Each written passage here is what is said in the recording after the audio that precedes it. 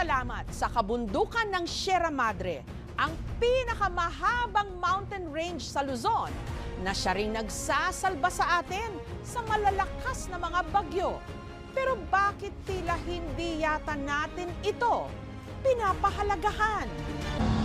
Kalbong-kalbo na ang Rizal. This is one of the causes of the floodings. Matindi ang epekto ng quarrying sa kapaligiran.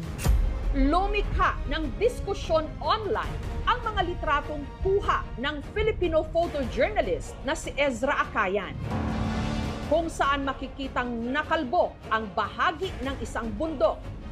Hindi kami nakakuha ng kopya ng kanyang mga litrato dahil sa restrictions ng Getty Images. Pero ito ang video ng mga pinag-usapang bundok.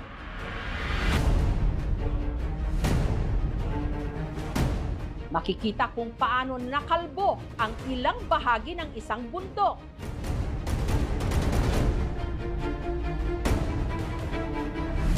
Ang bumabalot ditong luntiang kakahuyan, tinapyas. Ang naiwan, ang binungkal nitong itim na lupa na tila pinatag para maging daanan ng mga backhoe at mga truck. Habang ang hukay namang ito na puno ng naipong tubig ulan. Ang itinuturong rason sa pagkakalbo ng bundok, quarrying.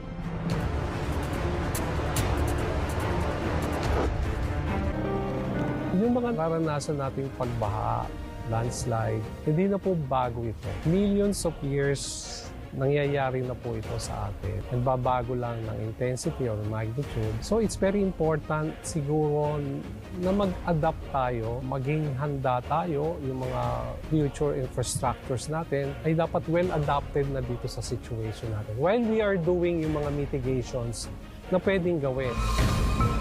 Sinasabi nga na new normal ng administrasyon, pero hindi tayo naniniwala na ang mga sakon ng nararanasan natin sa mga nagdaan ay bagong normal dahil ito ay mga trahedya na totoong gawa ng tao. At nakikita natin na ang quarrying ang isa sa maraming dahilan kung bakit marami ang nagkakaroon ng casualty, nagkakaroon ng pinsala sa ari-arian. Hindi yan dahil sa natural na malakas ang mga bagyo. May mas malalim pa na pinagmumulat at yun nga yung malalim na paghuhukay sa mga bundok ng Sierra Madre dito sa Rizal. Tinawag nga po yan na Sierra Madre bilang ina ng mga bundok.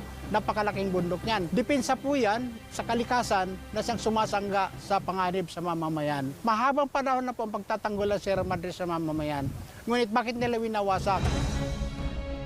Sa bawat batong nahuhukay, may kabuhayan at mga istrukturang nabubuo. Pero may kalikasan ding nawawasak, mga buhay na napeperwisyo at hanap buhay na nasisira.